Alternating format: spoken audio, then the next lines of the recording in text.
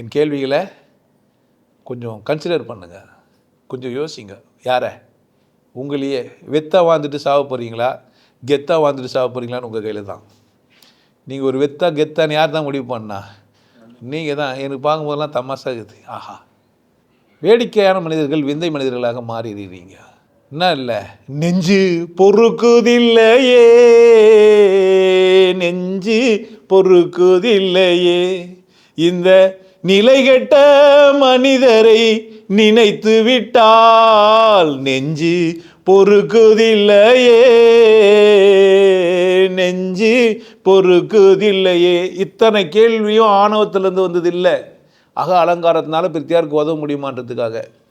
யாராச்சும் என்கிட்டருந்து உதவி பெற்ற நீங்கள் என்ன எல்லாம் நல்லா எல்லாம் நான் மகிழ்ச்சியாகவும் கொண்டாட்டமாகவும் இருக்கிறதுக்கு தான் வரேன். இத்தனை கேள்விக்கும் பதில் சொல்லாமல் உன் விருப்பத்திலேயே இருந்துட்டு என்ன ஆவே போ. யார் இஷ்டம்? ஆமாம், சும்மா தமாஸ் பண்ணின்னு மட்டும் என்னென்ன வேடிக்கை பண்ணிருக்காது, நல்லா இல்லை. அது நாகரிகமான செயலும் இல்லை. நான் எளிமையானவன், உங்களை கூட சகமாக வந்து பேசுறதுக்கு தகுதியானவன். அதனால் மிஸ்பிஹேவ் பண்ணக்கூடாது. அதனால் என்ன பண்ணக்கூடாது? மிஸ்பிஹேவ் பண்ணக்கூடாது. புரியுதா? யார் சரியாக இருக்குண்ணா? நீங்கள் தான். நான் ஒரு சந்தர்ப்பம், என்னை பயன்படுத்தி நீங்கள் கொண்டாட்டமாக இருங்க. ஒரு மனிதனுக்கு மனம் இருக்குது, அந்த மனதை தெளிவாக்குனா மூன்றாவது கண் விழிப்படையுது. இதுக்கான பயிற்சி என்கிட்ட இருக்குது. ஒரு மனிதன் தன்னைத்தானே ஆரோக்கியமாகவும் செல்வமாகவும் வசதியாகவும் வச்சுக்கலாம். எப்போனா என் இயலாமையை புரிஞ்சுக்கின்னு அதை விட்டு கொடுத்தா போதும், வேறு ஒன்றும் செய்ய வேணாம். எது எனக்கு முடியாதோ அதை என்ன பண்ணிடலாம். உணரால் பல்ப் மாட்டுறதுக்கு வேறு ஆள் விடுற மாதிரி எல்லாத்தையும் என்ன பண்ணிக்கலாம். எலக்ட்ரிக்கல் ஒயரிங் பண்ண தெரியாது தானே? எப்படி இன்னொருத்தர் பல்ப் மாட்ட விட்ட?